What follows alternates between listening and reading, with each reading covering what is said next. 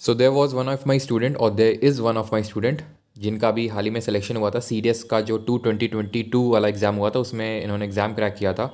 और ये इनका फर्स्ट अटैम्प्ट नहीं था। अभी तक इन्होंने जो प्रीवियस अटैम्प्ट दिए थे तो उसमें इनका एग्ज़ाम क्लियर नहीं हो रहा था। ठीक है, और ये जो अभी सीडीएस 2022 हुआ था एग्ज़ाम क्लियर हो गया था।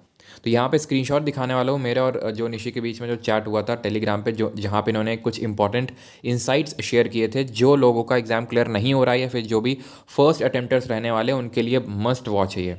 ठीक है, ध्यान से देखिएगा जो इन्होंने एक चीज़ पॉइंट की है, क्योंकि आपको ये ना हो जाए कि आप एग्ज़ाम दें तब आपको वो चीज़ रियलाइज़ हो, फिर आप उसको इम्प्रूव करें, फिर एक अटैम्प्ट आपको लगे, तो वो आपके मल्टीपल अटैम्प्ट्स बचा सकती हैं ये 2 से 3 जो मिस्टेक्स इस वीडियो में आपको बताने वाला हूँ। एक तो अभी ये चैट से ही पता चल जाएगा वो मिस्टेक क्या है, और एक दो मैं फर्दर यहाँ पे ऐड करूँगा। ठीक है, तो चलो कॉन्ग्रेचुलेशन हो गया कि भाई ठीक है इनका हुआ है, लेकिन यहाँ पे जो मेन है स्क्रीनशॉट वो ये है, एंड दैट इज़ कि खुद को आइसोलेट और लिमिटेड कर लिया था, हर बार से कम पढ़ाई की, पर एक चीज़ मल्टीपल टाइम की, इसका फ़ायदा हुआ। ठीक है, और यहाँ पे मैंने क्या लिखा है, डेफिनेटली रिवीजन का बहुत की रोल होता है, और इसके रिगार्डिंग मैंने जो 2 महीने का स्ट्रैटेजी वीडियो डाला था सीडीएस का उसमें भी बात की थी। तो सबसे पहली चीज़ तो जो फर्स्ट अटेम्प्टर्स हैं या फिर जिनका एग्ज़ाम नहीं निकल रहा है, इस चीज़ पे बहुत फोकस करना है कि अपने सोर्सेज को, to summarize, limit your sources and revision जो है आपके वो मल्टीपल टाइम्स होने चाहिए।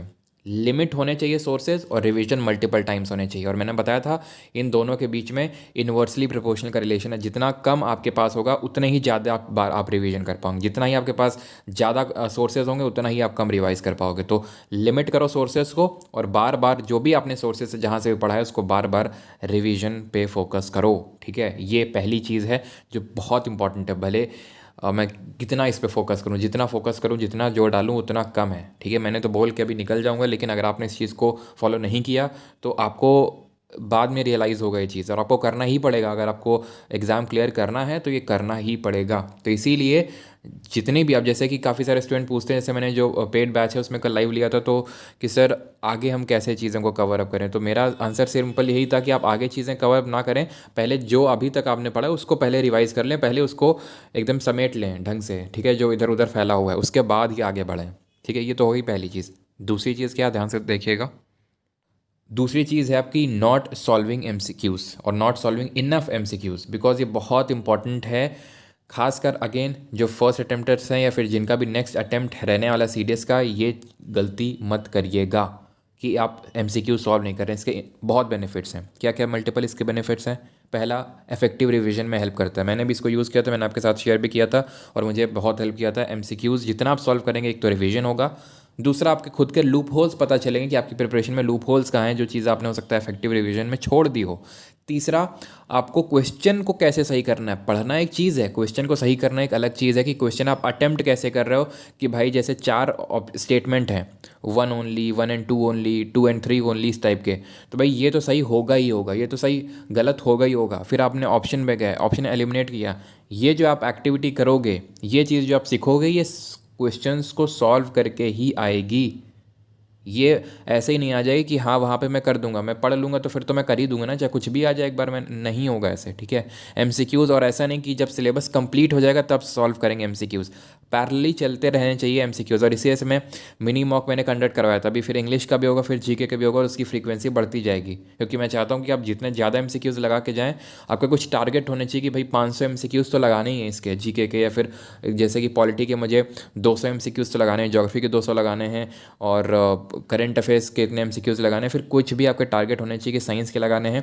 एमसीक्यूज़ नहीं लगाएंगे तो आपको जो क्वेश्चन सॉल्विंग एबिलिटी है, और एमसीक्यूज़ के अलावा यहाँ पे पीवाईक्यूज़ का भी रोल आता है। क्यों? क्योंकि एमसीक्यूज़ तो मैं भी बना सकता हूँ, कोई भी बना सकता है, किसी टेस्ट सीरीज़ में आप लगा लोगे, लेकिन यूपीएससी का एक स्टैंडर्ड होता है, यूपीएससी का एक पैटर्न होता है क्वेश्चन पूछने का। वो जैसे फॉर एग्जांपल मैं बार बार रिपीट करता हूँ कि statement containing the extreme keywords like only, always, none, ये स्टेटमेंट जनरली गलत होते हैं।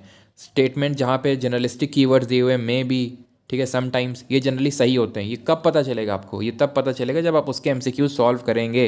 तो ये दोनों चीज़ें पैरेलली चलती रहनी चाहिए। नहीं, पीवाईक्यूज़ भी आपने, खासकर जो फर्स्ट अटेम्प्टर्स हैं, ठीक है। जिनके आगे अटेम्प्ट बढ़ते जाते हैं वो तो PYQs के थोड़ा अवेयर होते जाते हैं, लेकिन जो फर्स्ट अटेम्प्टर्स होते हैं वो नेगलेक्ट करके चलते हैं। तो मैं समराइज कर देता हूँ फिर से आपके लिए। पहली चीज़ तो ये है limited sources multiple revision, limited sources multiple revision, ठीक।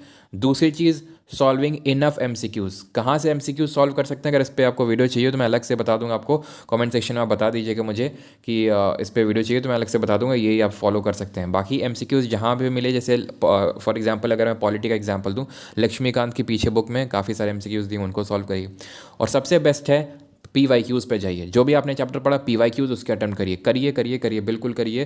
बिकॉज PYQs से बेटर आपको कुछ, एक तो आपने क्वेश्चन सॉल्व किया, आपको खुद पता चला कि हाँ ये टॉपिक मेरा प्रिपेयर्ड हुआ, जो उस लेवल के CDS पूछेगा या फिर नहीं। और साथ ही साथ ये जो इंसाइट्स आपको मिलेंगे जो आपको हेल्प करेंगे एग्जाम में, जैसे फॉर एग्जांपल एक्सट्रीम कीवर्ड्स वाले स्टेटमेंट जनरली गलत होते हैं, जर्नलिस्टिक कीवर्ड वाले जनरली सही होते हैं, ठीक है। तो इस तरह के जो इंसाइट्स मिलेंगे, सबको अपने अपने इंसाइट्स मिलेंगे, वो आप जब खुद सॉल्व करेंगे तभी आपको वो मिलेंगे, ठीक है। Insights can't be enforced on you, ठीक है, वो आपको खुद से ही मिलेंगे। तो इसीलिए ये समरी है। और अगर आपको और कुछ ऐसा लगता है कि अगर किसी ने यहाँ पे मल्टीपल टाइम्स दिया एग्ज़ाम और अगर लगता है कि नहीं ये भी चीज़ है, तो आप ऐड ऑन कर सकते हैं। बट मेरे अकॉर्डिंग ये 2 चीज़ें हैं, वैसे तो होने को तो और भी बहुत सारी चीज़ें हैं जो मैं आपके साथ शेयर करता रहूँगा, लेकिन इन 2-3 चीज़ों पे अच्छे से आप फोकस करिएगा। बाकी रिवीजन करते रहें, ठीक है, मल्टीपल टाइम्स, लिमिटेड सोर्सेज, और आगे वीडियोज़ आपको मिलती रहेंगी इस टॉपिक पर। बाकी GK के लेक्चर्स अभी कुछ ही दिनों में आपके स्टार्ट हो जाएंगे, ठीक है। हम लोग MCQs भर भर के सॉल्व करने वाले, मेरा टारगेट है एटलीस्ट आपको 1000 MCQs मैं करवा के भेजूंगा GK की, और सेम ऐसे ही टारगेट है इंग्लिश के लिए, ठीक है, जो कि अभी स्टार्ट होने वाला है कुछ ही दिनों में। ऑलराइट, तो मेक श्योर चैनल को सब्सक्राइब करके नोटिफिकेशन बेल को प्रेस कर लें ताकि आपको फर्दर वीडियोज़ के नोटिफिकेशंस मिलते रहें। धन्यवाद।